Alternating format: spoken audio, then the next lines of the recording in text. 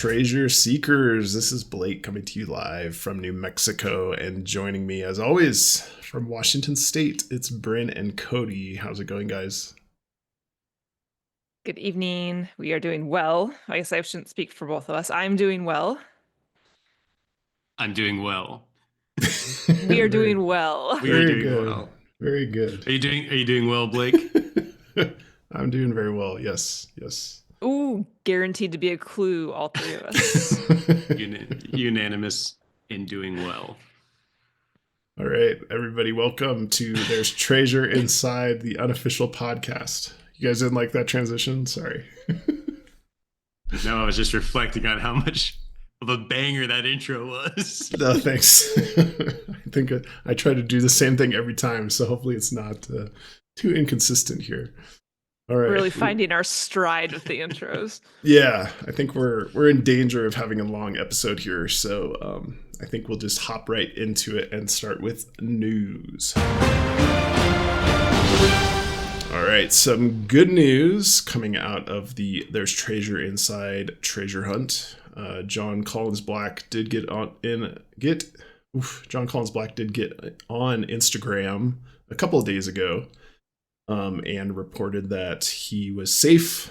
There was worry about him being in the fires, his house being in the path of the fires. He did report he and his family did have to evacuate their house, but luckily it was not affected by the fire, but it was fairly close. So obviously a lot of people affected by those fires. They've been pretty devastating for the treasure inside family. Luckily there was no damage to his property, and him and his family are safe, so some good news to report there. Any comments from the peanut gallery? No, just happy to see him pop up on Instagram reporting that all is well. It was a little bit of light amidst all of the tragic posts that we've been seeing regarding the fires. Yes. All right. Ready for some horseshoes and hand grenades? I guess that's me. I was looking to see who it was. It's me. I'm starting the episode today with horseshoes and hand grenades.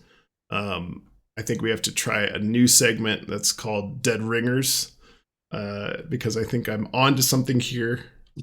I reported it in the Discord a couple days ago, but we'll cover it here for all of those that may have missed it. It's kind of a combination of things revolving around the past and future box. So, if you're getting a horseshoes and hand grenades from me, it's probably going to be past and future box, although we might have some updates on the Pokemon box soon. I'm hoping that everybody will be in agreement to report those. So anyway, our last episode obviously was the deep dive into the Pokemon box. Cody had some pretty amazing solves on that, I felt, and I think it inspired me to dive a little bit more into that. So you'll be hearing about those shortly in a future episode. But yeah, this is going to be past and future box revolving around the word search that's in the past and future box chapter. Again, this is a part 2 box. So one of the smaller treasures. It's kind of a combination of two things that we've already discussed on the podcast that seem to me to be a realistic solution, or, solution to part of the puzzle. It's not a full solve, obviously. But anyway, I was hoping I could report them here. First was regards to one of Cody's coincidences of the day regarding the Caesar shift that you found in the corner that spelled out Jon, Jon. So I'll have some slides on this one in just a second. And then the other part of this was the trouble board solve that I had reported early on in the podcast. I don't actually remember what episode. I'll try to link it here, but maybe chapter 4 or 5 time frame. So yeah, let me just dive right in. Cody, go ahead while I pull up the slides here. Yeah. Okay, perfect. Yeah, I'll be the filler while you're looking for slides. Do you remember if your trouble board thing was do we have that in the coincidence of the day segment? No, that was a horseshoes and hand grenades. Horseshoes. Okay. Yes. Still, I just think it's ironic that the stuff that we're discarding and saying we tried this and it didn't work is all the stuff that is ending up being the most interesting. Yeah, and actually there's a third component, which you're probably seeing right now, which is the Lilac, Pac-Man Lilac, and I think that was also I did that as coincidence of the day, actually. You did that as coincidence of the day, but we were maybe a little more bullish on that one than it should have been in coincidence of the day. Anyway, those three in combination now. This is an update based on the last time we talked about it. This is what I'm reporting out. So as a refresher, Lilac shows up in the word search as a regular word you can find. Pac-Man is mentioned twice in the past and future chapter. There seems to be an illusion, an optical illusion called the Lilac Chaser, which you're seeing on the screen here, which is basically you're supposed to stare at this X in the middle. And then if you stare at that X, very soon you will see some green circles showing up where the missing lilac colored circles are running around this thing. That illusion is also known as the Pac-Man Illusion. And so linking those two together, we think it might be a clue. That's kind of where we left it off in the coincidence of the day. We took it a bit further as promised, and what we did is make this wheel. And the Lilac Chaser is nice because it has 12 dots, and I don't know how official this particular version of the Lilac Chaser is, but I just stuck with the 12 dots and basically made a little clock hands out of these and tried to expand this particular circle, larger or smaller, always lining it up the middle of the circle with the X that's in the middle of the word search here. And so I wasn't too fruitful in coming up with letters like these arms are pointing to 12 letters until I got to the smallest version of the circle lined up with the middle of the cross.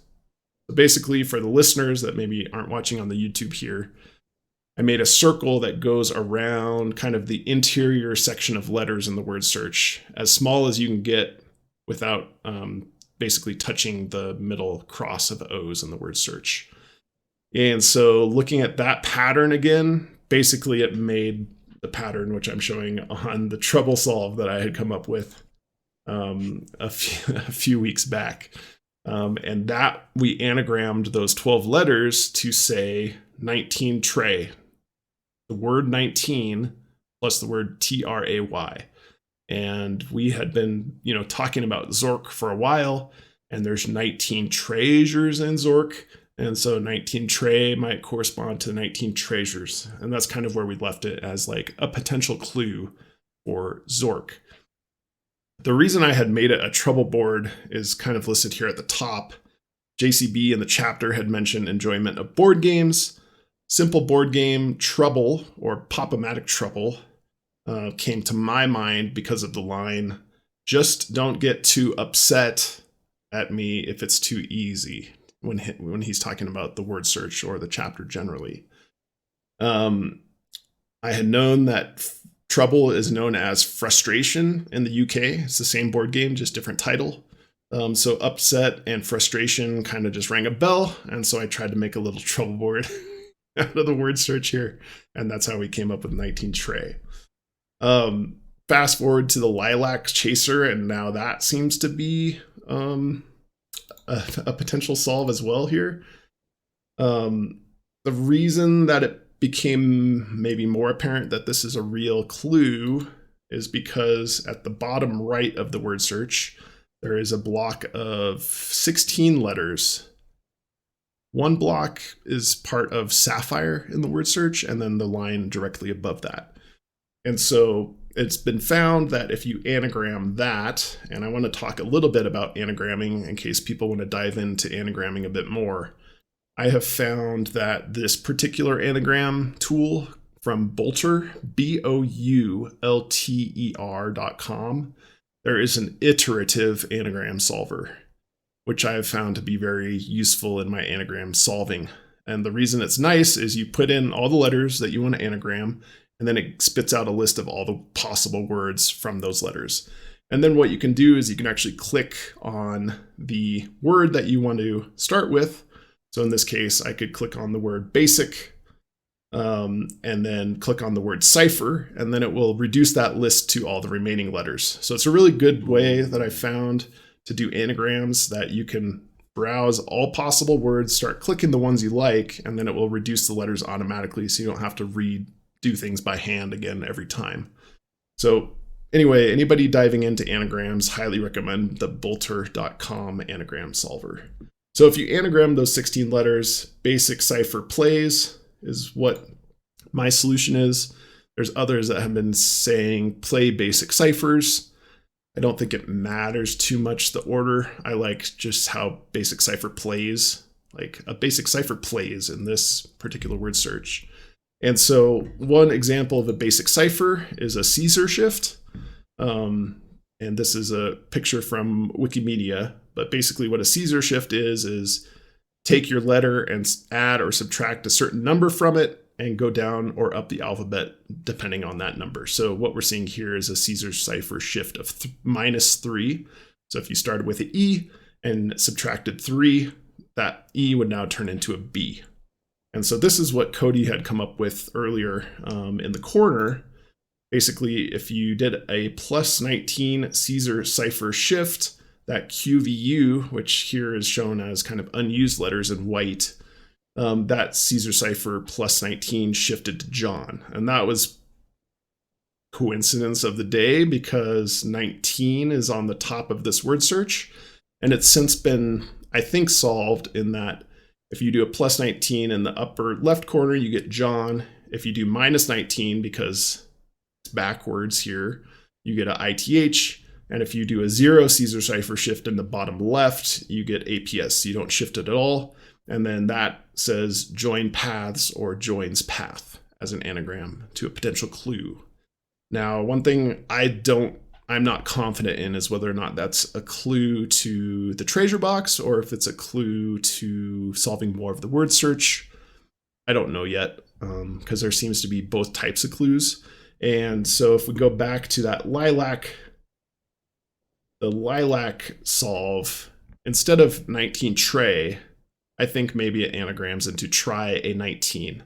And that might have been, in hindsight, a clue towards trying a 19 Caesar shift to get you Jon to start you down that path. That's my guess right now. Now, something I'm thinking about, but I haven't put together how to do it yet, is maybe it's a coordinate. Try A19, like battleship, right? A10, A8, A19. The problem I have with that, particularly on the Excel, is that if you put the word search into Excel, you only get down to row 15 and column, I can't remember which letter, but Excel would have to transpose in order for you to get a coordinate A19 in the word search. So anyway, I'm all ears if people have different ways to translate try A19 or try A19. I'd be all ears and happy to hear suggestions on that. But anyway, I was pretty excited about this. I think this possibly is a legitimate partial solve for the word search or a solve for a clue in the word search that came from a bunch of different pieces that we had discussed earlier. So I wanted to put that out there on the table. Any questions? It's very cool. I would just like to comment that it's very satisfying to see it come together because I know when you originally proposed the treble board solve and we were kind of rolling with 19 tray, we were still acknowledging then, like, well, it seems pretty remarkable that it anagrams out to that, even if it's tray instead of like treasure. Yeah. And so just being able to acknowledge that, seemingly it all connects, whether it be in a different way or not, just seeing it come together kind of makes me feel better about like all of what we were considering these missed attempts. I don't know. It's fun. Makes me feel a little better about our efforts. Yeah, I'm feeling like we're hopefully between this and the Pokemon box that you saw last episode, that I do feel like we've made some legitimate contributions at this point. Yeah, it's really cool. Yeah, I mean, like I said at the end of sorry, Cody, at the end of the Pokemon box, anytime you can make what feels like legit step forward, I think is very much worth celebrating because it's so easy to spin in circles without being able to make progress. Right. Right. Yeah, I think you got a lot of cool stuff there. And I think even if it was the case that this was like a legitimate intermediate step between just word search and kind of where it seems like the community's gotten to now with, like you were talking about, the Caesar ships of 19 and 0. I know a lot of people think, hey, we're probably going to have to use every word from this crossword. So, I mean, if nothing else, you would have shown everyone that, you can check lilac off at this point, and that's how it was supposed to be used. So yeah, it's cool. It seems like there's definitely something there, and yeah, I mirror your guys' take on. It's a nice feeling. It's a nice feeling to feel like we're making some progress and not just spinning out. I do hope that you did not just set a precedent that we're supposed to be doing PowerPoint presentations for segments, because No. I'm not doing it. And there is a lot more to talk about on the word search and the past and future box when we go into that deep dive episode. So just in a couple weeks, we'll get into that and give everybody kind of the state of the past and future box speech. And I'll have a lot more figures on that just because I think it helps a lot to see exactly what is going where in terms of words that are being found in ciphers and things like that. So anyway, that, I don't know. There's a lot of debate on the past and future box still to be had, and we will try to cover as much as we can in the time that we've set aside for that deep dive. Yeah, well, that was really cool. Cool PowerPoint, very complete. Thanks. And congratulations on your findings. Oh, thanks. Yeah, it's not the most ideal unless we can make something else out of that try a 19 anagram.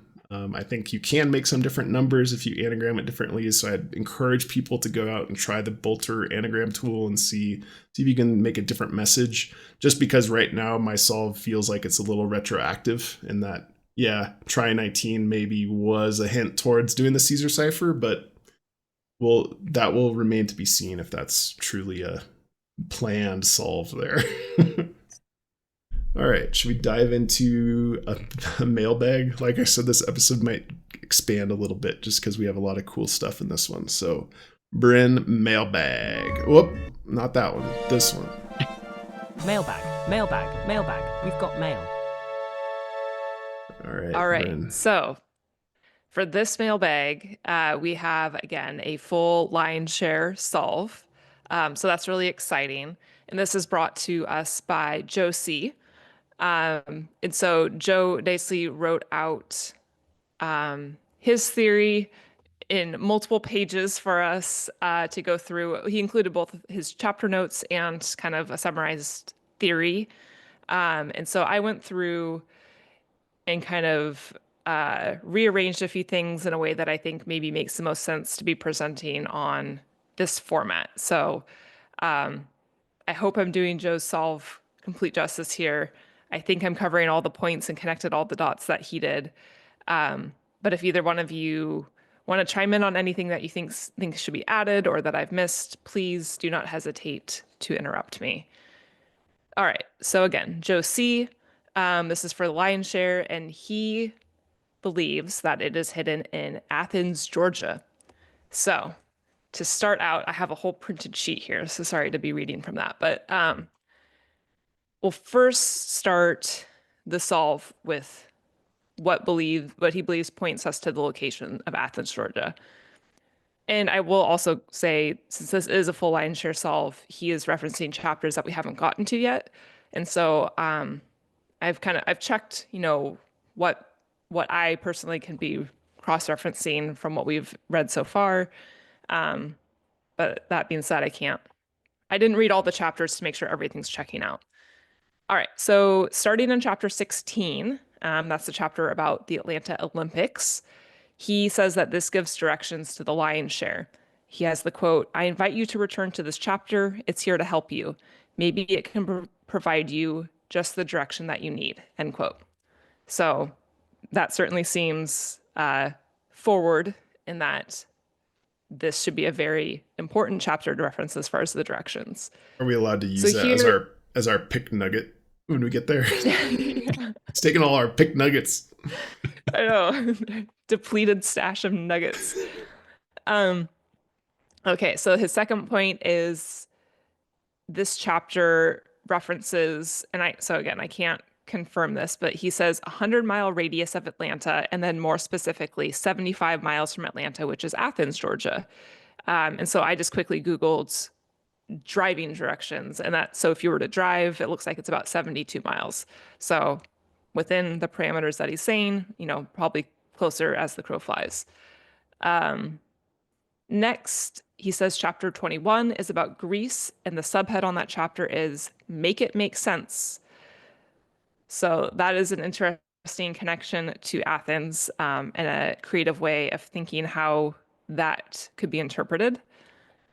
And then also in chapter 21, there's the quote, a reference to figuring out the solution for the location.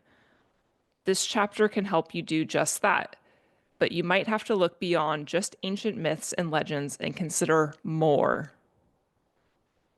All right. So I'm going to kind of leave that as the points that he was calling out for location specifically.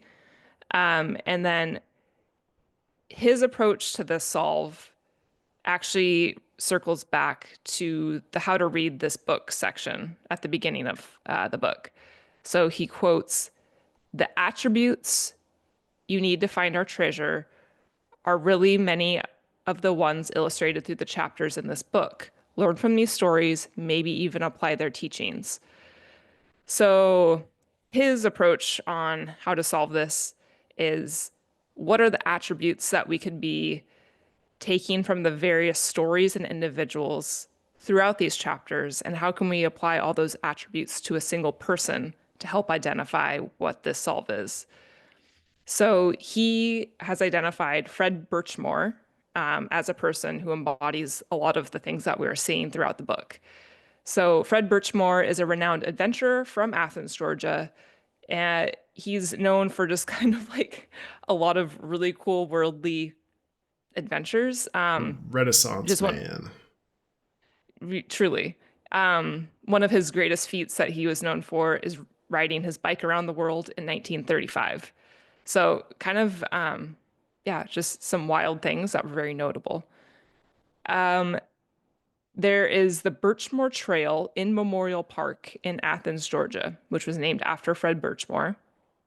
Along the Birchmore Trail is the Great Wall of Athens, aka Happy Hollow, that Birchmore built. He hand built this in his 70s, and if you want to pull up that picture, Blake, Sure. We'll pull up a picture here, and you can just see the scale and the size of the rocks he used to build this wall that he built by himself in the 70s, or in his 70s, is wildly impressive. It really fits in, I believe, kind of with the spirit of Fred himself. And so he also thinks that this could be referencing chapter 9, the Golden Chalice, with the temple that was hidden behind these big rock walls. So a few connections there, but this certainly seems to be a unique. Chavin de Juntar. Thank you. Thank you. Yeah, no, it actually, looking at this does look quite familiar, at least at this angle, like kind of similar to that picture that's shown in chapter 9, like you said. Yeah, and I know when we covered chapter 9, we talked about, that one picture specifically just being like the stonework with the face on it. So is that, a very intentional connection? Who knows? Fred carried the torch in Athens, Georgia for the 1996 Olympics, which is a direct reference to chapter 16. Birchmore's bike was named Persepolis after Alexander the Great's horse, which is a reference to chapter 21. I probably didn't say that right. I'm sorry. If anyone has a correction, please help. Cody's our linguist expert. Cody, Yeah, that's right, Cody. He knows ancient Mesopotamian languages. This bike is in the Smithsonian, so he says this is a callback to chapter 3 with Seth Gould's Smithsonian box. He visited Vietnam, Japan, Egypt, Burma, the Inca Trails, and the Andes. So these being places that we've referenced either in some of the chapters that we've talked about so far or maybe chapters to come. Birchmore wrote for National Geographic and was a pilot. So both of those reference Amelia Earhart, Chapter 7. And Chapter 7, the subhead is Explore More. I So like we have that. So we have Explore More in Chapter 7, and then Chapter 21, Consider More. He collected Native American items and lectured on Native American folklore, which could be referencing Chapter 8, Charles Loma. He was in the Navy, which I guess I don't know that connection yet. That will be a chapter to come. Was a boxer, referencing Chapter 19, and was married for 72 years, which I'm guessing is a reference to Chapter 22, Picasso's love story. Yeah, the Navy could be a reference to the Sunken Treasure chapter, potentially. And then we also have Birchmore was a conductor of a college band, which pulls in Joy's Serenade there. Okay, so we have a few, what I've categorized as additional notes on the location. Path X leads the way. Birchmore Trail is a path on the cover. In the center of the X is a scene depicting Greeks, hinting at Athens. He quotes shimmering circles of gold, universal symbol for Olympics, another hint at Athens. He calls out that the chapter is about Jackie Onassis, not Jackie Kennedy. Onassis is Greek. And then I really like these last two. The quote, dancers on the land. And this could be a reference to the Athens Creative Theater in Memorial Park. And the quote, others warming with sunlight upon a rock, which could be referencing Bear Hollow Zoo, which is also in Memorial Park, with bears and alligators sunning on the rocks. So that is my list of all the connections that Joe has nicely made for his lion's share solve to Athens, Georgia.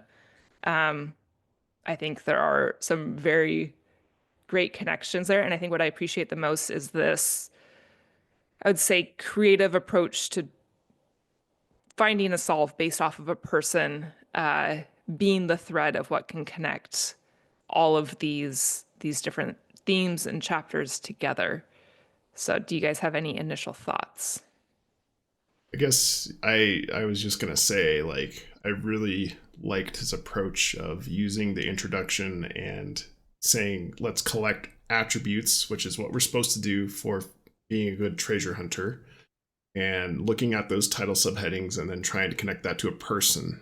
I think it's a really cool idea. I hadn't really thought about myself. I haven't looked too much into the lion's share chatter online. Maybe other people have been trying to do that, but I hadn't seen it yet. So again, I think it's a pretty unique solve. Can you clarify one thing? The second to last point that you made there, dancers in the something, what was that called? Dancers on the land. What is that referencing? Do we know? It's from Joy's Serenade. Okay. Okay. Yeah, maybe. Yeah, so I think some like same as additional notes. the shimmering circles of gold and the basking on the rocks, or whatever the term is. That's all Joy's Serenade. Okay. I guess I should have included the conductor of a college band with those additional notes. So some Joy's Serenade connections. Cool. Yeah, go ahead, Cody. Oh, I was just gonna say, yeah, it's probably the most complete solve I've heard so far. I really like it. I like the way it ties in with a couple of the subtitles, because we talked about how, again, I can't remember where I got this in my head, but that Jon Collins-Black had said at some point that those are important. And I really like that he could follow directions way better than I can.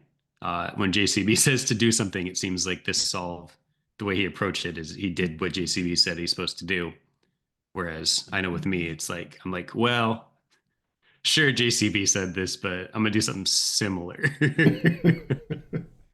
So yeah, there's a lot to like about this solve for sure.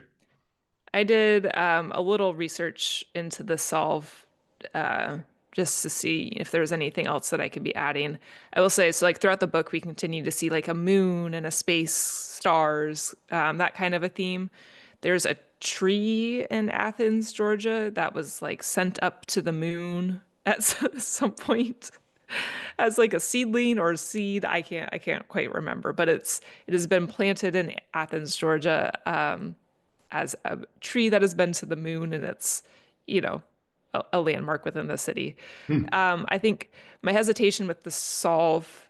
Oh, and I will also add, so the trail itself, like if you were to look on Google Maps at this trail, it does seem significant. Like you would be able to hide uh, a treasure box, and I would probably feel confident enough that somebody could, just not stumble upon it. I think there's enough scale, even though it is a smaller park relative to maybe like getting out in the wilderness. But again, I think that kind of plays into JCB wanting to make these treasure boxes accessible to a lot of people. I think my main hesitation is, and maybe I just haven't connected these dots, is like, well, what would be JCB's reasoning to create his entire solve of this entire puzzle around Fred Birchmore? Like, what is the significance of Fred Birchmore to JCB, and why would that be important enough to him to make him the solve ultimately? So again, I haven't looked into it. I haven't looked into much of his specific history, him being Fred Birchmore, outside of what I revealed within that solve. Cool. Super cool. Thank you to Joe for sending that in and being willing to share it with the community. Like, I think between that solve and the St. Simons Island solve, like, kind of two totally different approaches to the solve, both seeming, fairly reasonable, are super cool that people are willing to share that. And even if it's not right, just looking at other people's approaches to solving this, I think, is super helpful, right? The attributes and connecting that to a person. I love that very much. So yeah, if people are interested in checking it out, feel free. We're not buying tickets. But maybe not. It doesn't mean we don't, think that's a good solve. I really like all of the pieces that were connected for that. I think I have some commentary about this a little later in the episode, but about heuristics, but that might be my nugget, so we'll see. Anyway, more discussion to be had about solves in general, I say, but yeah, super, super cool. Thank you, Joe. All right, should we dive into Discord detectives? That's going to be Cody today.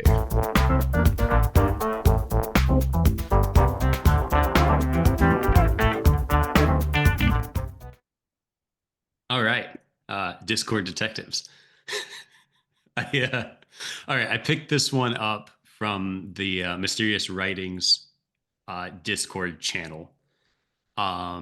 This is, I got it I give a shout out here real quick before I start. I found it in a conversation between someone named Tessanders and someone named ADY or Addy. I never know how to pronounce the names. Okay, so this is in reference to the Amelia Earhart chapter and the Amelia Earhart poem, the one specifically titled Only Baggage. Now, if you look back at the episode we did on the Amelia Earhart chapter, we had some difficulty kind of finding source material for these poems or any kind of reference to some of these poems, especially the Only Baggage one. So in the Discord, they were talking about the Only Baggage poem. And they were saying, hey, this one that JCB is saying Amelia Earhart wrote, she didn't write. So then I was like, that's weird. I mean, with the multiple, what do you say, five researchers for 5 years, you'd think they wouldn't miss something of like that significant. Right. So then I looked into it and I saw that it was written by Amelia Earhart. Actually, no, I saw that it wasn't. Looked into it again a couple days later to show you guys and saw that it was. then looked into it like a third time and saw it wasn't. So I got very confused. Are you using AI for this? No. I'm not using AI for this. I promise. You'll see when we bring up the graphic in a minute that is much more than AI. Okay. So I got really confused, and I decided to do a little bit more of a deep dive to kind of get to the bottom of this. So if you want to pull up my graphic, Sure. I'll kind of go through what's going on and why it's so confusing. And yeah, let's do that real quick. So I'll read. The graphic's probably difficult to see. I tried to include a lot of kind of small pictures with small text all in one single graphic. But I'll kind of pick through it here real quick. So the first excerpt there on the left is from the book. And that's where he says, aboard a flight in 1928, Amelia became the first woman to fly across the Atlantic. The flight was the first to bring her fame. The press celebrated her. The truth was, Wilmer Stoltz and Lewis Gordon had piloted that plane, and Amelia had only sat in the back of the plane, doing nothing. And then the important part here, he says, Amelia described this flight in a poem she titled Only Baggage. And then he lists the poem. So again, JCB is saying she described it in a poem that she titled, or you'd read that obviously as that she wrote it. Mm-hmm. The middle column here is what I think. So there's very, very few references that I could find online to this poem in general, whether under Amelia Earhart's name or someone else's name that I'll talk about in a second. Just very few references to it. But if you look in the middle column, I think this is probably where he got the information from, him being JCB. So this was at an auction site. It's a copy of the Only Baggage poem with some other Amelia Earhart paraphernalia, all in a frame. So in this page that has the poem on it, it says Only Baggage. So it says Only Baggage at the top, and then it says Miss Amelia Earhart, after her record-making trip by airplane from America to Great Britain, used these words to describe her participation in the flight. And then it goes on to do the poem, or then the poem's written down.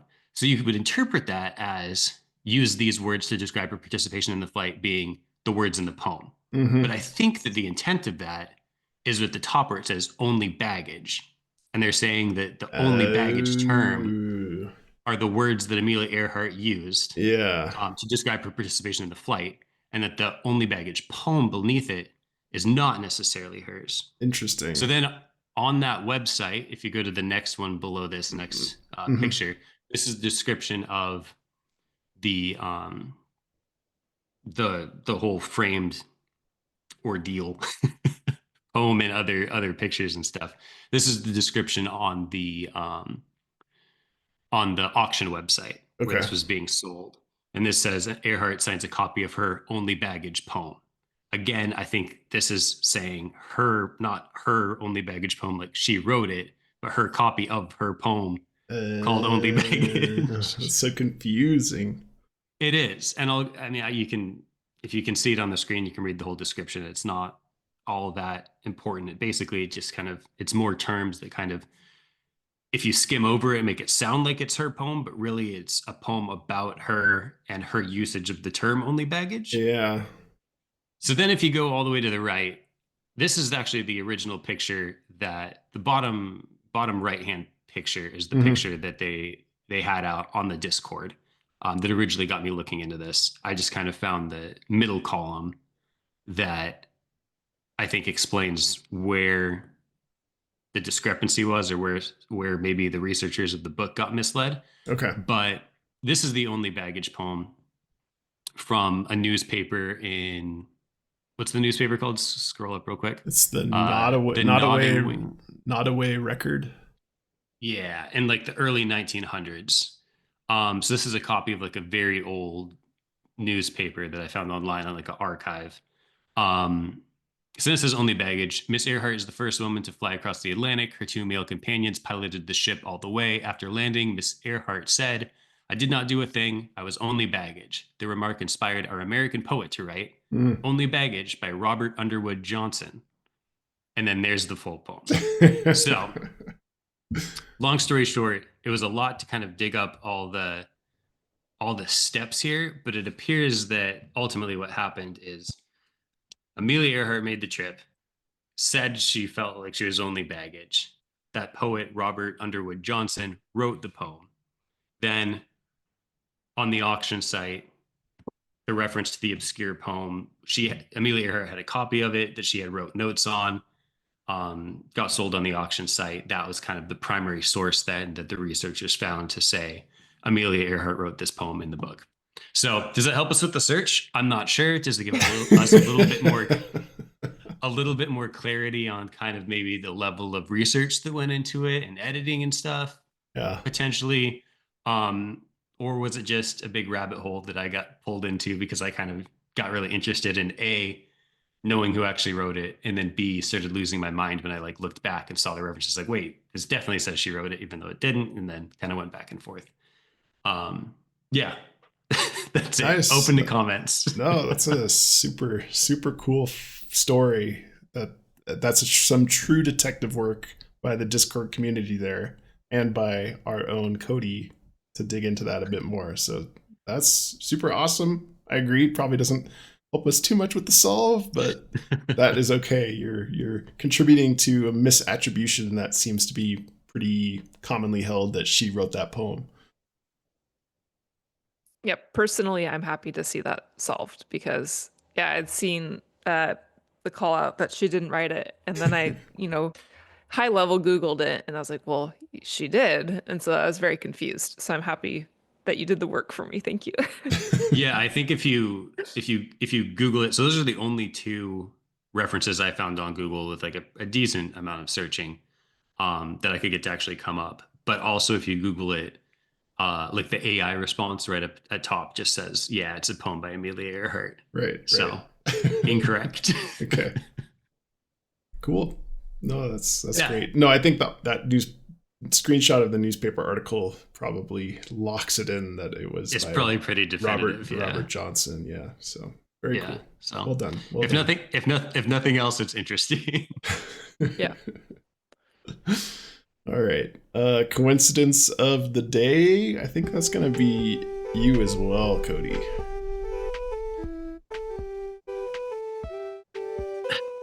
It is me as well. Thank you. All right. Like you said, I think that this episode is going to be a long one. So the good news is this coincidence of the day is pretty much as straightforward as it gets. Okay.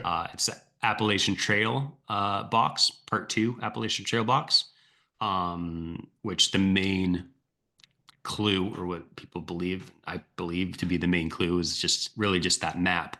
So I found something that immediately I got excited about. I thought it matches very closely with the map, and then couldn't find more.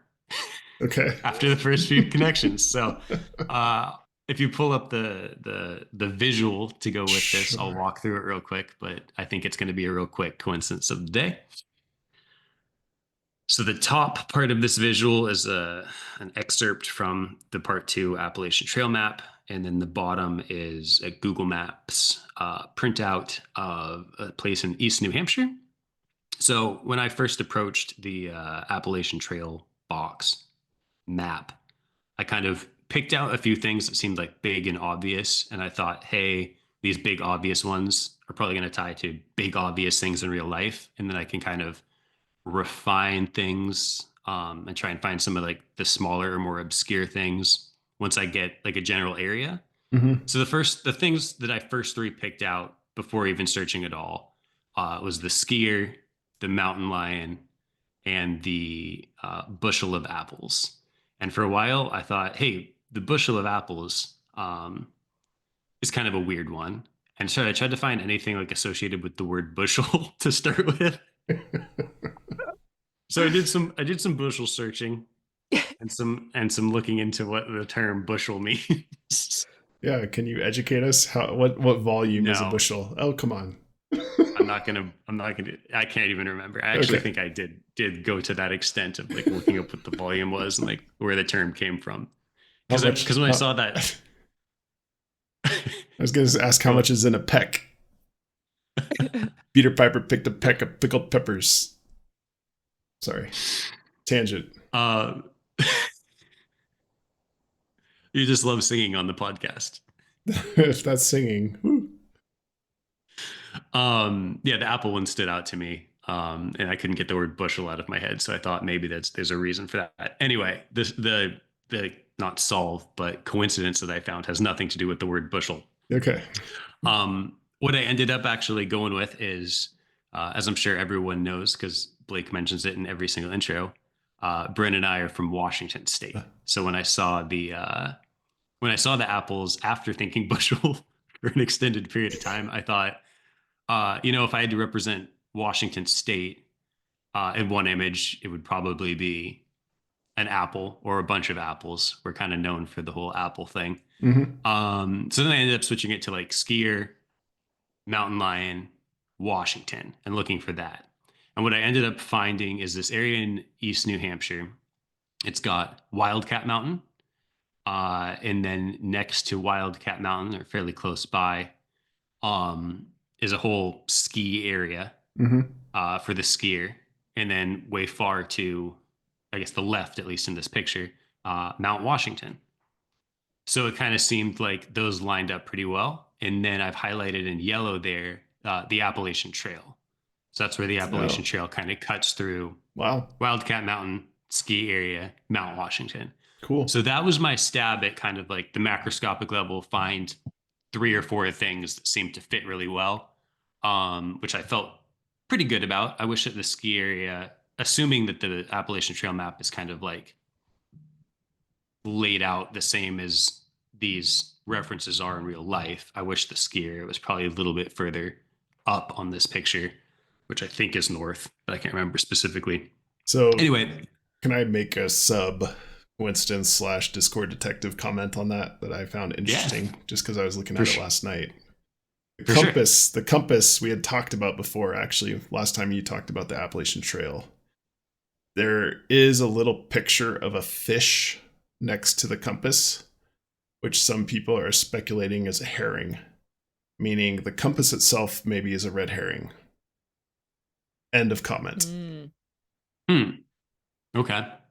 Interesting. And the reason I caught on to that is just because last time we were looking at that overlay of that map trail that looked like the trail on Google Earth or the All Trails. It wasn't, you had to turn the map so it wasn't facing north, right, to get that overlay to be correct. So anyway, I like both of those things and ideas. That's about the extent of my knowledge of the Appalachian Trail box right now. Sorry. So yeah, this is really cool, Cody. Yeah, I mean, it was cool, and I got my interest at least slightly piqued once I found kind of those 4 things, the 3 areas and the trail, kind of all in the same spot. And then I went on to kind of phase 2 of the plan that I created before I started searching, which was, okay, now I found kind of 3 big things that I picked out. Let's see if I can find more of these kind of more obscure, smaller ones that are jotted down on that map. And I couldn't even really find one. Okay. So I ended up kind of just calling that a coincidence and walking away from it. But I thought that the coincidence with the first, 3 spots in the trail was pretty strong. Yeah. Cool. I feel like one could also argue that fish is red. Yeah. Yeah, there might be a little tinge to that if looking at it. In the tail, potentially. Let's not use all of our content for that deep dive box. No, I have not researched this one very thoroughly, if at all. So looking forward to that episode, and maybe you will find some other goodies in the meantime, Cody, if you're looking into the Appalachian Trail box. That's super cool. Yep, just a quick coincidence. Right. I don't think that's where it is, but it's a coincidence. Yeah, that's a good find regardless. All right. Shall we dive into the chapter content for today? Made me switch over to the Appalachian Trail, so now I got to find my spot in the book. All right, we're talking about chapter 12 today, which is Massive Gold Rush Nugget. The subheading is Make Good Choices. And there is a single quote associated with this chapter from Daniel Kahneman. We think, each of us, that we're much more rational than we are. End quote. Shall I dive into the chapter summary, or do you guys have initial comments? You gonna talk about who the quote's by? No. I mean, yes, it's part of my. I didn't quite know how to characterize it. I think it's just chapter content because I have Blake's Corner here where I'm going to rant a little bit. It's less of a rant and more of a open stream of consciousness. But yeah, why don't you tell us who that quote is by, Cody, if you know? Oh, I just did a brief search because I Yeah. figured you were going to put us on the spot and ask Yeah. if we did our due Pop diligence. quiz. How about you, Brent? Did you do it? I did, and now I forgot. I think he's a psychologist and like an emphasis on just how humans make decisions and decision making. Yep. Yep, it is. Boom. All right. So it makes a lot of sense for this chapter, obviously. And Yeah. and the last few chapters, I think the quotes have made a lot of sense. And it makes me feel more confident about the chapter that had the children's book authors. Yeah. And anyway, that's just another thought that's coming to mind, that these people that are being quoted seem to have importance, which I think they should. But how important is it to solve? I don't know. Anyway, I'll comment more about this at the end of the chapter summary, if that's all right. Yep. All right. So in this chapter, JCB starts with a discussion of California. In 1562, the first Spanish explorers began referring to it as such, California.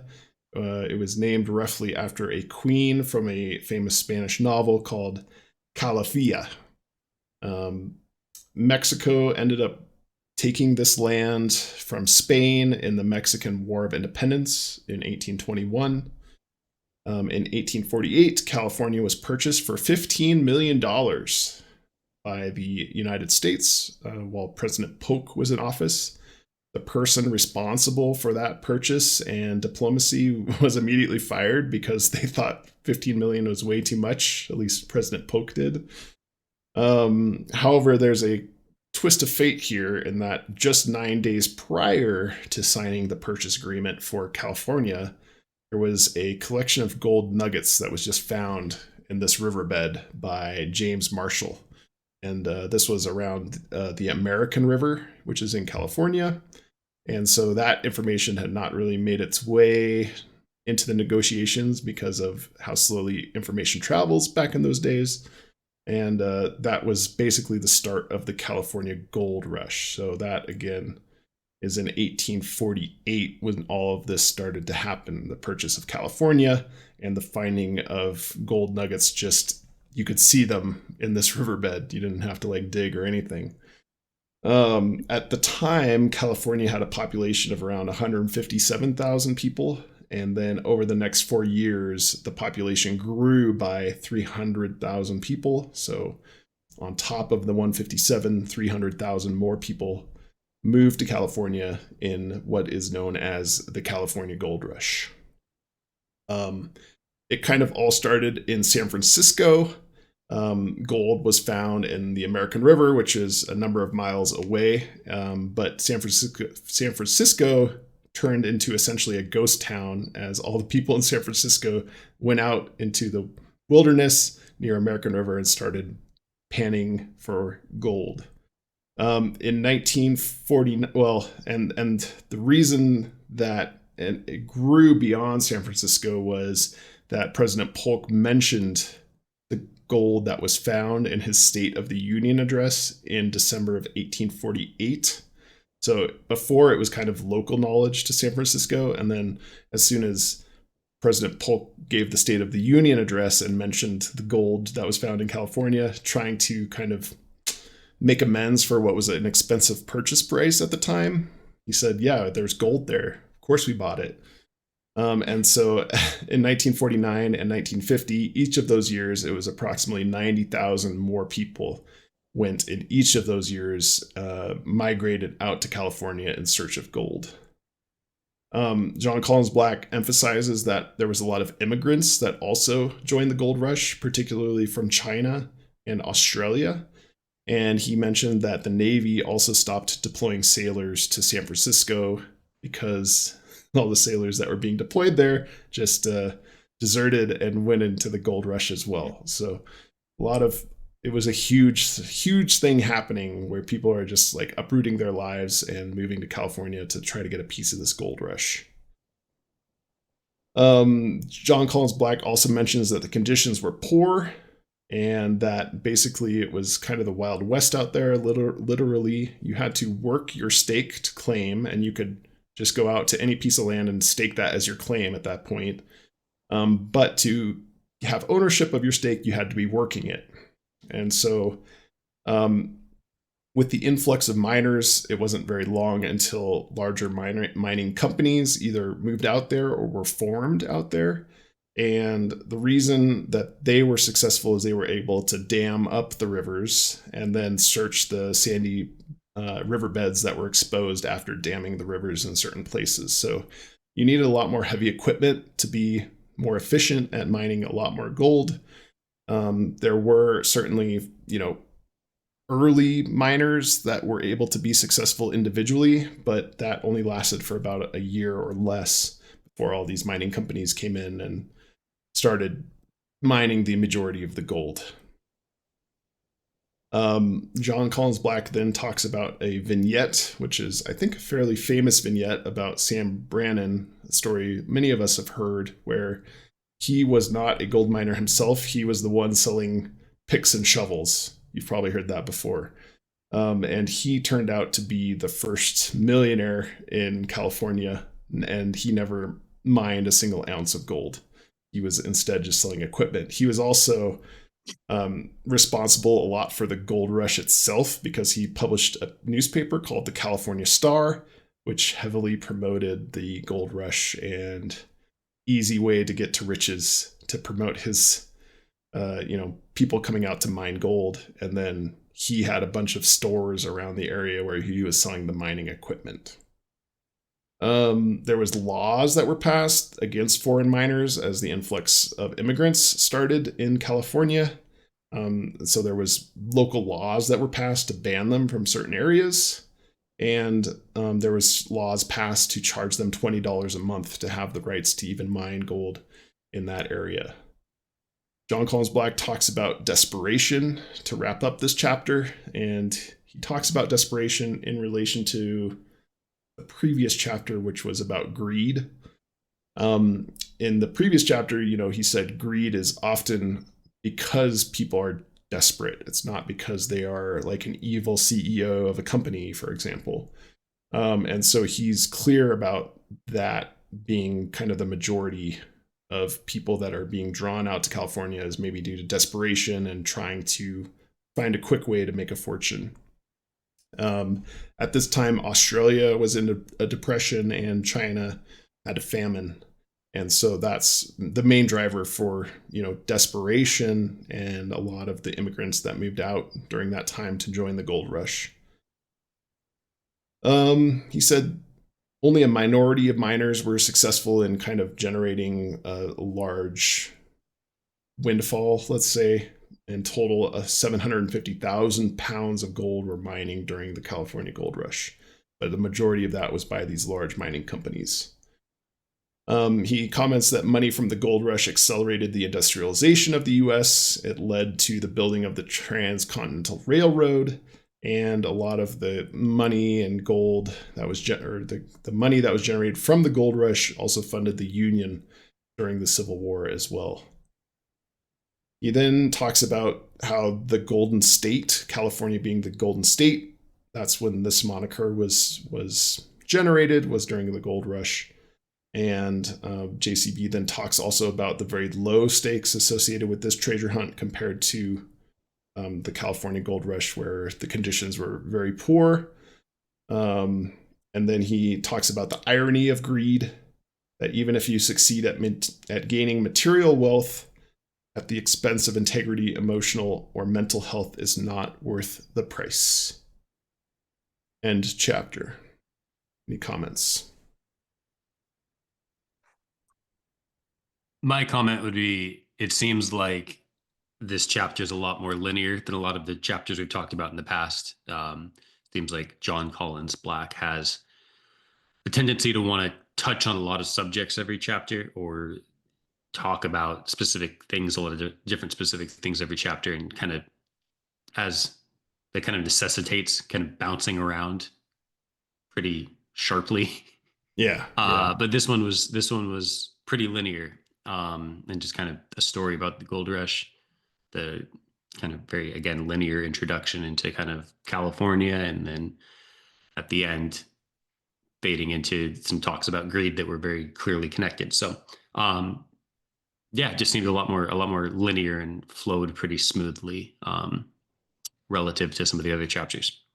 Yeah, second chapter in a row where we don't have a Jon Collins-Black personal vignette to start the chapter. We get it at the end, but not at the beginning. All right, should we dive into some Forrest Fenn picked nuggets of the chapter? Very Yes. fitting for this chapter. The most fitting. So we better find a lot of gold. What did you pan up, Sam Brannaman? Well, I'll go first because Yay. that is going to be my picked nugget. So you did mention Sam Brannan. So the journalist who really publicized the gold rush, and then was smart enough to get ahead of it, in that he was the one selling the equipment to the people going to look for the gold. I guess I thought, like, yes, this is a significant thing to be noting within the story of the gold rush itself, so fair just to include it as is. But I think it also is a nod towards thinking outside of maybe what, like, the masses. Like, it might be a nod towards an approach for the treasure hunt. So, like, creating your own approach. We've heard him talk about that. Blazing your own trail, blaze your own path. So I just think this is kind of another nod for him to acknowledge that maybe the path to the real money here, the real treasure, Sam was the first one to become a millionaire, was to go about the hunt in a different way, and maybe what was not the most obvious, which would be to just look for gold. So how can we apply that to this treasure hunt and think about our approach more creatively? Such When he as, talked about, is his name Sam Brannan? yes, Is that it? Yep. Sam Brannan, yes. When he talked about everyone gold mining and then Sam Brannan selling the shovels, I thought, hey, we're like the Sam Brannan of this, of the treasure inside, because everyone's trying to find the treasure and we're selling a sweet podcast. But then I remembered that We're not making money. I've spent a couple $100 on microphones and software. we don't make any money. I'm like the reverse Sam Brannan. You're the reverse, the foil to Sam Brannan, Cody. I'm the Sam Brannan who's paying for everyone's shovels and handing them out just because they're having a good time. But I at least are taking an alternative approach, I suppose. Maybe that will come back to work in our favor. Who knows? Yeah, no, we are not. We've made $0 on this so far, so We're so in the red. we're not good Sam Brannans yet. We'll see. All right, cool. No, I to be clear, we are also there's no attempt at monetization. yeah, we don't. That We is don't not really the have goal a of our path. podcast. We don't have a good newspaper to sell or any tools besides books that we don't own. So we're just making JCB money, I guess, at this point. It's just gonna be a huge tax write-off for me. I'm gonna say we just turn this thing into an LLC that's just so unprofitable, hemorrhaging money. Yeah, it's a nonprofit. Okay, cool. No, I like that. Cody, do you want to go next? I'm afraid Yeah, I we can might go. overlap, but we'll see. I don't think so. Okay. Maybe. You'll probably. I think you're going to overlap with some of my flakes, Okay. but we will not have overlapping nuggets. I don't think. Okay, great. All right, my nugget is you might even discover one during a leisurely afternoon outing in which you enjoy a picnic with a loved one by your side. And I picked that one because it rang a bell of something I heard earlier. And what I had heard earlier was from the how to read this book section of the book. Mm-hmm. At the end of the how to read this book section of the book, he says, he's talking about going out and actually finding the treasure. And at the end, he says, take a friend, bring a picnic, find a treasure.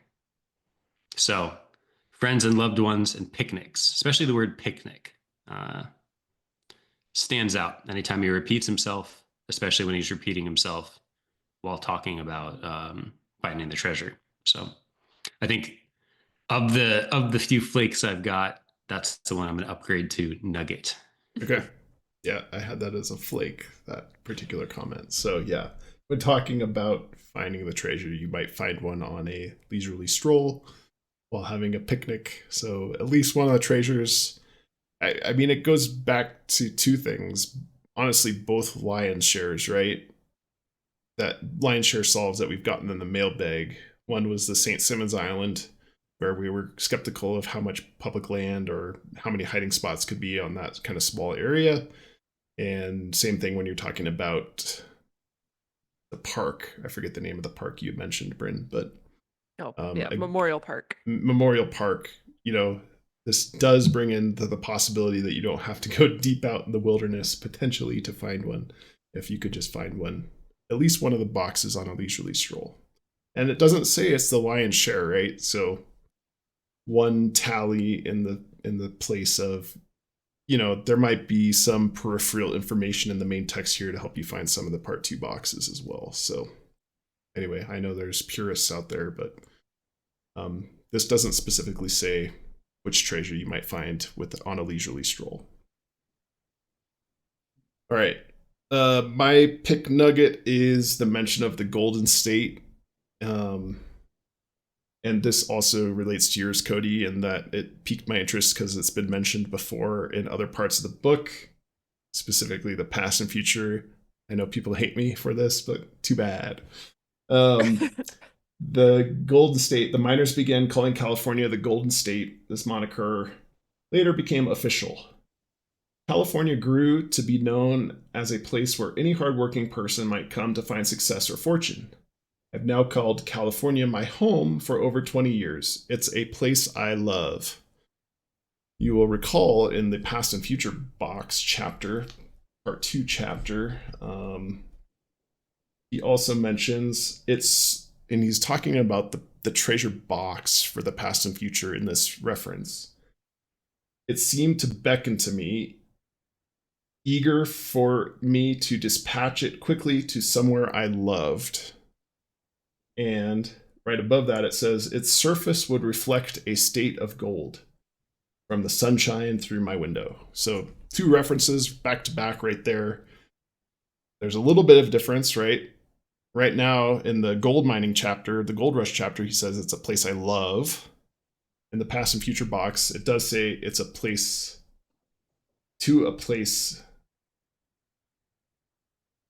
Sorry, eager for me to dispatch it quickly somewhere I loved. So past tense. Anyway, I thought that was a cool connection. Arguing a bit more that potentially that past and future box is in California. We'll see.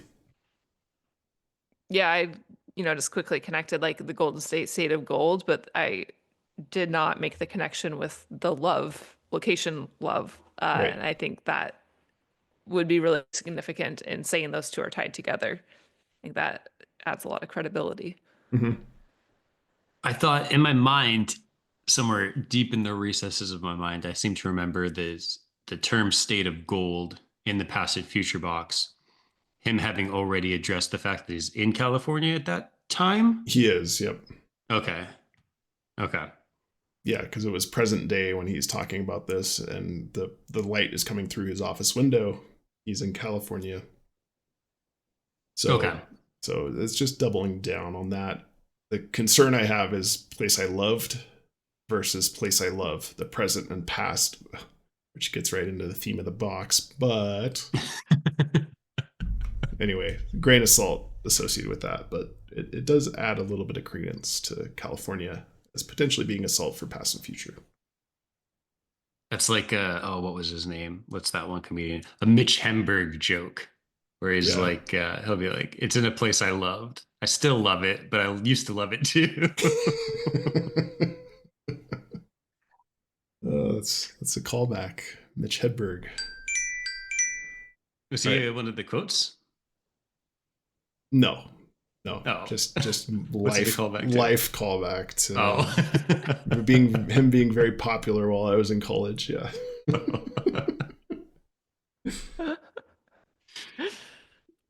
All right. Life callback. Who wants to do some flakes? Because I have additional commentary, but it's not really a pick nugget. It kind of is, but Sounds like you just want to go on a rant at the end. I want to rant at the end. It's not a rant. It's Well, a I think- stream of consciousness. But I know Cody and I at least have a flake in common here because Okay. I heard him listening to a YouTube video. Okay. And I'm guessing this is a flake for YouTube flake. It's the quote, as if Marshall's voice was being played by the flute of the Pied Piper. no, I didn't pick up on that. So I just thought weird. I didn't do additional research, but then it sounded like Cody was potentially doing some looking into that. So did you find anything interesting, Cody? No, I mean, I learned a lot about Pied Piper lore, but ultimately it stood out when I first read it. It sounded like weird, not weird phrasing, but just like a notable reference to something. But I think after kind of doing some deep dives into, like I said, Pied Piper lore, I think it just makes sense with what he's saying. It's just a reference. So I don't think it's anything deeper than that, but yeah. Thank you again for doing the work for me. Cody, I don't have anything I'll except do my it. rant, so you guys wrap up I think here. 2 other flakes here. This one's kind of like the Pied Piper, where it just seems like a very specific reference to something that maybe you can look into. And I looked into it briefly and didn't see anything. The first Spanish explorers began referring to this land as California, naming it after a Spanish novel whose main character was a powerful black queen named Califia, whatever it is. Looked into that, read the Wikipedia article on it, and nothing jumped out as like, oh, this is for sure something to look into. So I think it's just the Califia and the Pied Piper are likely just kind of two references that actually make sense within the narrative. Mm-hmm. Do you got another flake, Bryn? Yeah, so it was the quote, awash with annoyance, just kind of stood out as weird. But then I thought, well, maybe that makes sense with the chapter itself. So not any commentary there, but those were the things on my list. Okay. I've got one more flake then. This is another repeated term, which always stand out to me. So in this one, in this chapter, he said the experience of the gold rush formed an indelible impression of California. Mm-hmm. In chapter 4, he said the allure of emeralds has left an indelible impression on humanity. So 2 times he said indelible impression. Okay. And I remember the word indelible in chapter 4 almost being a flake of mine if it wasn't. And that was just because I didn't know what it meant. So I thought it was weird. But he's used it twice now. So Okay. yeah, when he repeats stuff, maybe it's just his voice and his terms he likes to use. But if he repeats something, it normally sticks out to me. His vocabulary. All right. Take it away, Blake. Thanks. I wanted to go back to the quotee in this chapter, Daniel Kahneman. And you had mentioned correctly, Cody, that he is involved with like the study of how humans make decisions. And there was a term that came out and again, this is just at the Wikipedia level only. He had basically tried to formalize how you study human decision making. And one of the things he's studying is heuristics. And I've heard that term a lot. And I have a formal definition for those that I think is pretty helpful. It's any approach to problem solving that employs a pragmatic method that is not fully optimized, perfected, or rationalized, but is nevertheless good enough, quote unquote, as an approximation or an attribute substitution. Where finding an optimal solution is impossible or impractical, heuristic methods can be used to speed up the process of finding a satisfactory solution. Heuristics can be mental shortcuts that ease cognitive load of making a decision. So the theme of the chapter is making a decision. Heuristics are basically methods that we use to make a decision if we cannot get perfect information, right? It's a shortcut in some cases. The thing that caught my eye in going down this list, and basically there's a list of heuristics that are associated with Daniel Kahneman. One was called tallying, and tallying again has come up a couple of times, both in the past and future box. Sorry, everyone. And you had pointed it out, I think, in chapter 5 about Art Smith, that the guy the choreographer he worked with was named Tally Beatty.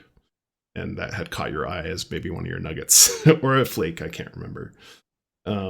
Anyway, I don't think it's probably associated, which is why I didn't make it a nugget or even a flake. But the interesting thing about tallying is basically tallying is a heuristic where people just count up all the pieces of evidence that go towards a certain solution.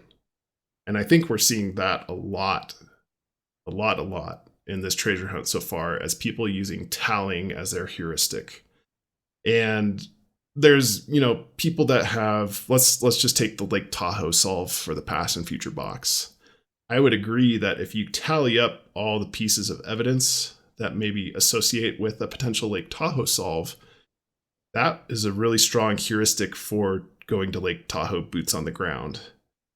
But tallying is not necessarily a great heuristic because you're not putting weight on the individual clues that you're finding as to how important they are. So instead of counting up how many clues, I think, and this is, I don't know, my feeling, and I think our feeling as a team, we really want to find the clues that are associated with the themes of the box. And maybe those are our strongest clues and we're putting the most weight into those. So that's a different type of heuristic. Rant is over. Any comments about that? Well, you were saying that, my thought was when he's talking about if a perfect solution is not possible or practical, you just do the next best thing. Right. Made me instantly think of earlier in the episode when you were saying, hey, he wrote 19 tray instead of 19 treasures. Stuff like that. I mean, that could be a way that the JCB is approaching creating puzzles too, of like, hey, sometimes the information I want to get across, it's not possible or practical for me to say exactly what I want to say. So I just need to do something as close as I can, and it has to be good enough. And then when we find it, we're like, oh, this doesn't match perfectly, so it can't be a clue. Yeah. And maybe like if it's close enough that 10 people would look at it and 9 of them would think the same thing when they saw it, maybe it is a clue. Mm-hmm. Mm-hmm. Anyway, so I just encourage everybody to think about, and I think it's worth reading this heuristics Wikipedia page. I thought it was pretty interesting just to think about individual people's thought process, my own thought process about how we're going about thinking a clue is real or thinking it's not. And just taking a second look at how our approach to these puzzles maybe fit into which heuristics fit your mind the best, and then maybe look at alternative approaches. But anyway, I'm not saying there's a wrong or right way I think tallying is super valuable. I would just say take it with a grain of salt and make sure. I think we're in agreement that we will really want to fit the themes and find those clues that fit the themes of those chapters the best and have a lot of support behind them. Anyway, I think I'll probably talk about this a bit more. Sorry, everyone, during the past and future episode as well, because there's two things in that box that say, one is the word search. It says there's 5 clues in this word search. The puzzle box associated with the past and future box says there's 5 steps to open the puzzle box. So I really think 5 is important. I know there's people that think 5 is important across the whole book as well. There's lots of references to 5. But particularly for the past and future box, like, I think we need to be really confident about the 5 clues that we find. That's just my opinion. I know there's lots of varying opinions on what's a clue and what's not. But until I see I can lay out my 5 clues clearly, I'm not going to be very satisfied, I guess. I think that is a very valuable rant for all ears. I think I should also be looking into this list that you're referencing, so I can help identify I don't know, my jump to enthusiasm and how I can check myself. Yeah, I thought it's a really cool article on Wikipedia about heuristics and just, I don't know, nothing I've ever thought about formally before, right? We have our own ways of making decisions, but looking at an architecture of how you make a decision is quite interesting in my mind. So cool. Anyway, fun read. It's quick. And if you want to, dive deeper into literature, feel free to. But anyway, I thought this quote in this chapter was super valuable just to point me in that direction. Blake's just itching to get to that past and future box episode. It's going to be like 12 hours. Yeah, no. So much to cover. The 24-hour live stream marathon of Blake. Yeah. No, I think it'll be a very good episode. And to defend all the callbacks and references to the past and future box, again, I think like you have gravitated towards that, and I think a lot of people have gravitated towards that for the reasons that we've noted. Like there's a tangible thing to be solving in the word search. And so I think a lot of people are focused on that. And so, yes, there are a lot of references and shout outs to the past and future box, but I think it probably also interests a lot of people because so many people are focused on it. Right. It seems very active still. Yeah. Oh, yeah. All right. I think that's an episode. Go ahead, Cody. Themes, none of them, except maybe transcending circumstances. Sorry. Like in a weird roundabout way with like people trying to make their lives better, find fortune in the gold mining. But other than that, no themes. Yeah, I totally forgot about trying to find themes. Where's our theme list here? Where's the hand theme? Hand theme. Hand theme. Okay, I found it here. What do we got? We got like music, fatherhood, wind, world spare, flowers and botanical stuff, water and salt water, feminism. I need to add celestial stuff because I feel like we talked about that so much and never added that to the list. Right. I don't see any of those other than maybe our trademarked transcending circumstances. Trademark. And even that's kind of in a loose roundabout way. Yeah, I agree. I also want to call out the picture at the beginning of the chapter, because I don't want people to think this is an oversight. I think we can all agree that we think this picture is just generally weird because it's likely AI generated. And so I think I personally didn't get too lost in trying to make heads and tails of what's what in this picture, just because I think any AI image is going to get a little squirrely. I will call out that the horse on the upper story of the saloon, I know we did call out the hidden X on the previous chapter in the shipwreck or the ship image. And there seems to be a pretty obvious X on this horse. the torso of the horse. Yeah. So yeah, I just want to make sure that an X theme. X theme. Yeah, just want to make sure that this picture is not an oversight. Okay, great. All right, I think that's an episode, folks. If you have tips, questions, comments, feel free to send those to tips.ttiunofficialpodcast@gmail.com. That email address will be below wherever you're consuming this content. Feel free to reach out about this or any other content associated with the There's Treasure Inside hunt. Obviously, the mailbag has been going gangbusters. We're trying to share all that information with you guys as well. We're not keeping any of that hidden. Unless the writer wants us to keep it confidential, we will keep it confidential. All right. Thanks, everyone. Have a good night.